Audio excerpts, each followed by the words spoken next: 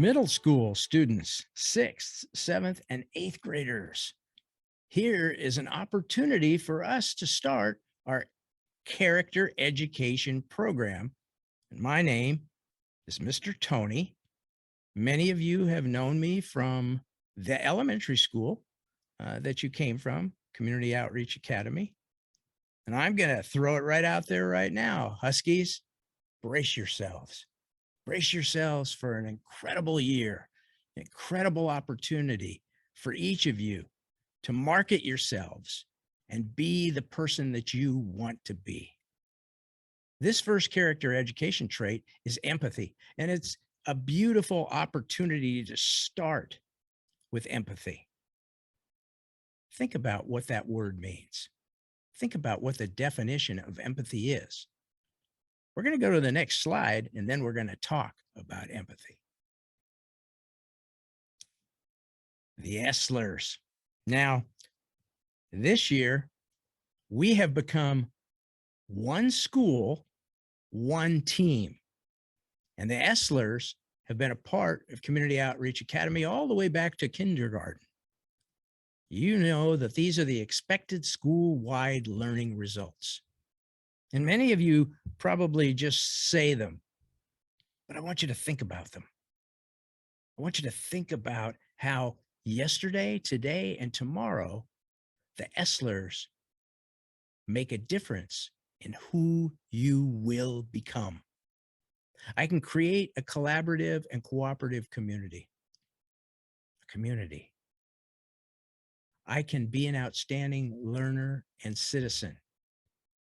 Learner and citizen. And I can achieve academic excellence. All of those 3 COA results are who you will be, how you will be successful in this community, in this lifetime. Empathy. I love this photo here of man, a woman. Within their brain is their heart. Listen to, understand, but not respond. It's so important to have the trait of empathy where we listen to one another. We listen to their problems, their successes, all of the things that they're dealing with, their anxiety, their fear. And we understand it because we have gone through similar kinds of feelings. But don't try to fix it. The problem is your friends, is your sister or your brother, your family, your classmate, your teammate. That's who is dealing with the problem. You are there to empathize with them, to support them, to show how much you care, how big your heart is, to show your kindness. Don't try to fix it. Just listen to it. Be empathetic. And in these times of COVID-19, where I so wish I could be with you today, face to face, interacting, listening to your words, but we can't, not for a little bit longer. In these times, I want you to high five one another, but do that at a safe distance. I want you to pat one another on the back or virtually hug and be empathetic when you do that. Empathy, when we want to get it right, is seeing with the eyes of another. It's listening with the ears of another. And it's feeling with the heart of another. When someone has a problem, unless you've walked in their shoes, unless you've felt the same kinds of things that they felt, you can't get it right. But with empathy, when you see with their eyes, when you listen with their ears, when you feel with their heart, then you can make a difference. You can help them fix the problem. Help them fix the problem.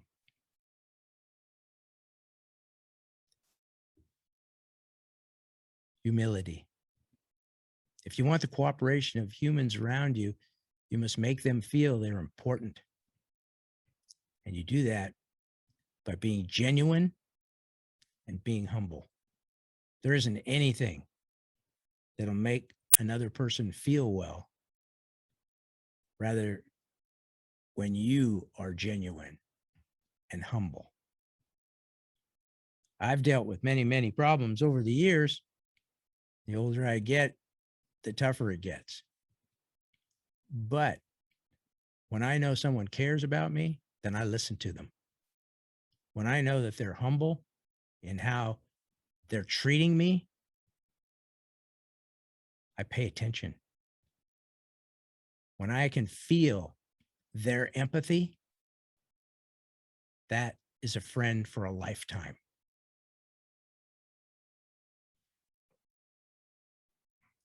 Now, this month's hero of the month is Molly Pitcher.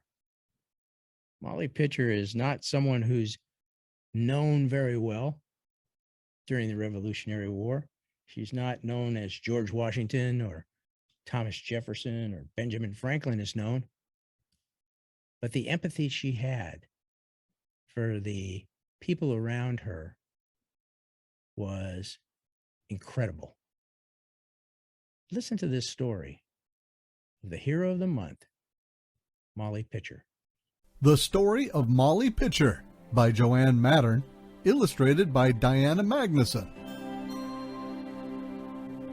American soldiers were marching to Monmouth, New Jersey. They were going to fight the British.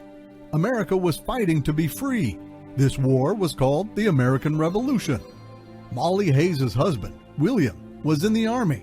Women were not allowed to fight, but Molly went to the Battle of Monmouth anyway. She wanted to make sure her husband was safe, and she wanted to help the Americans. It was a very hot day. The air was filled with the roar of the guns. The battle had begun. Molly could not see her husband. There was too much smoke. She couldn't see, but she could hear. "Water! Water!" men called. Molly knew she had to help them. Molly grabbed a pitcher. She ran to the stream. She filled her pitcher with water. Then she ran right into the battle. Bullets flew past Molly, but she didn't care. She ran to a man who was on the ground. "Water!" he cried. Molly held the pitcher. The man drank. Molly ran between the battlefield and the stream. She brought water for the soldiers to drink. She washed their faces. "Molly, pitcher!" they called when they wanted water. Then Molly saw her husband fall to the ground. He was sick from the hot sun. She ran to help him. Molly soaked a rag in cold water. She wiped William's face. Then she dragged him into the shade. "The army needs William's cannon," Molly thought. "I will fire it myself." Molly poured in gunpowder. She pushed it down with a long stick. Then she lifted a heavy iron ball. She dropped it into the cannon. Again and again, Molly loaded and fired the cannon. While she worked, an enemy cannonball passed right between her legs. Hours passed. Night fell. The guns were quiet. The battle was over. Molly sat down beside the cannon. She was tired. Some soldiers walked past. "That's Molly Hayes," one of them said. "You mean it's Molly Pitcher," said another. "She brought me a pitcher of water during the battle." The soldiers picked Molly up and carried her to a hospital tent. A man came up to Molly. "General Washington wants to see you," he said. In a few minutes, Molly stood before George Washington. He told her she was the bravest woman he had ever seen. He smiled and said, America would always remember what she did. "Hooray for Molly!" the soldiers yelled. "Hooray for Molly Pitcher!"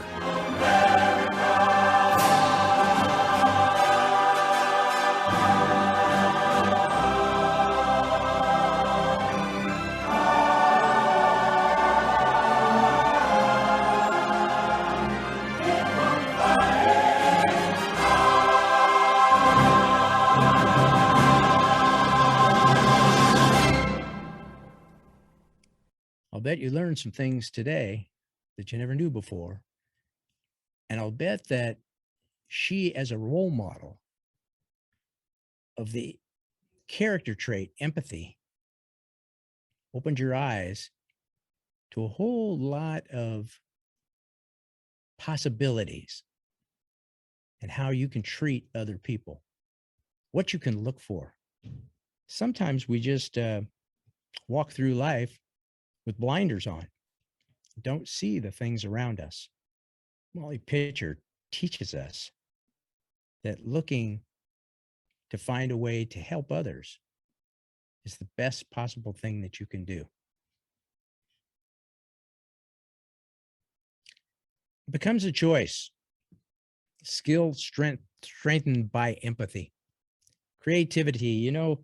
As I look around here, and especially for the middle schoolers, the creativity that you have in technology, in art, in dance, in so many different ways, sports is incredible. The possibilities. Be empathetic towards that. Be empathetic towards that. When you collaborate with others, when you work with others, your teachers set you up in a situation to learn how to work with others. And in that collaboration, both of you, all of you, become better. Identifying needs. We all have strengths, and it's easy to identify a strength. It's hard to identify your needs and to work on those needs. And I'll tell you what, you can spend every day of your life working as hard as you can, but it's the character of you that makes that hard work successful. And this character trait, empathy, helps you understand how to do that. In negotiations, learning how to negotiate with one another. We don't all get what we want, but we get what we need when we negotiate. Have empathy towards that. Feeling safe. Boy, that's probably the number one need.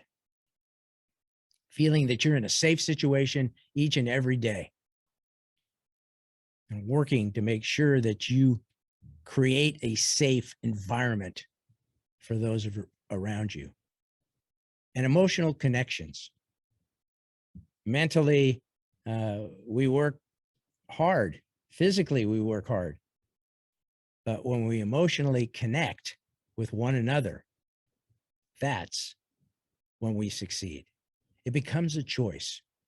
Now, I will tell you right now that there are choices that you're going to have in life. Many, many choices. And sometimes you'll do the wrong thing, make the wrong choice to help those around you, those that are popular. It's very easy to do that. The hard thing to do is to do the right thing. Anything that you do that's worthwhile is hard. And the more and more choices that you make that are the right thing to do, it becomes easier and easier to make that choice. Empathy. We want to spend this month, and I want to challenge you at this point in time